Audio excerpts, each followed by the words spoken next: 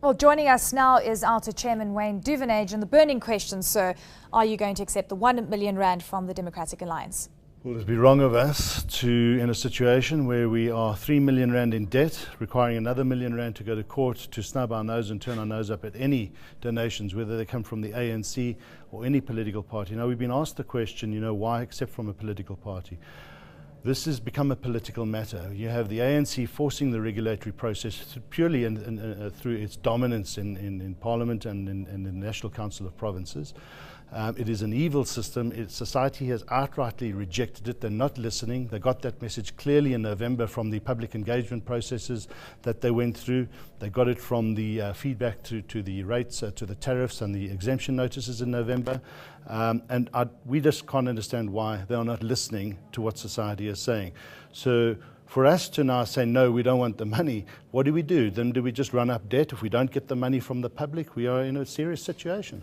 Wayne, aren't you concerned that this could turn into a political game, a political spat between the ANC and the DA? Because we've seen this happening even over the past week, where the ANC has been upset about various advertising by the DA. Look, if this turns into a political spat, so be it. That's got nothing to do with Outa. Everything has to do with Outa around this case is that we need to find the money. Without funds, we cannot go to court. If the government was so concerned about this, they should have come to us and said, here's the 4 million rand that you need to have the fair fight against us. They dip into the taxpayers' coffers to pay for their court cases, and they revel and they enjoy the fact that we struggle and we are behind in our payments. So, why don't they help us? Don't you think it's going to divert the conversation? And apart from that, don't you think the government will hit back even harder? Well, how? Now that DA money is involved. It's their choice. It's their prerogative. It's their money. It's not taxpayers' money they're using. SANRAL uses taxpayers' money to fight us. The DA is using their own money. And whether that money came from the ANC, it doesn't matter. We need the funds. We also heard news that SANRAL's Vusimona had spoken about the fact that Outa is a front for the DA. What is your response to this? I don't even want to stoop to such dribble.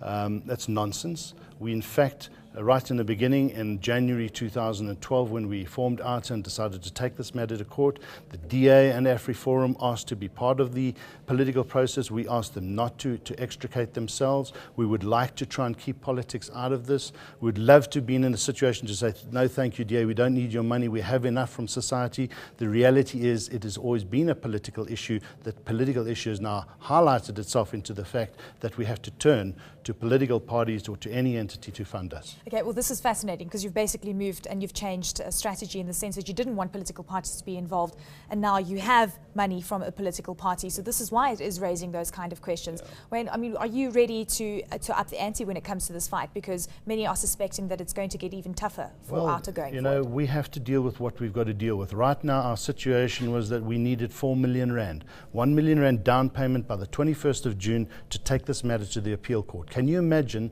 society ruining this day for decades to come because we turned around and said, no, we don't want your money and we can't take this matter to court? I mean, that would be ludicrous. If government had have come to us and said, here are the funds, we'll help you get this case to court, we would have taken that money. But COSATU's also been one of your big supporters. We spoke to Patrick Craven a little earlier, and he did say that he does feel this is an opportunistic thing that's coming through from the likes of the DA, and also says they wouldn't accept a cent from the Democratic Alliance. Do you think it's going to sever relations with COSATU? Well, we hope not. We praise COSATU and the work that they've done in mobilizing the masses. They've done an outstanding job. The churches have come out.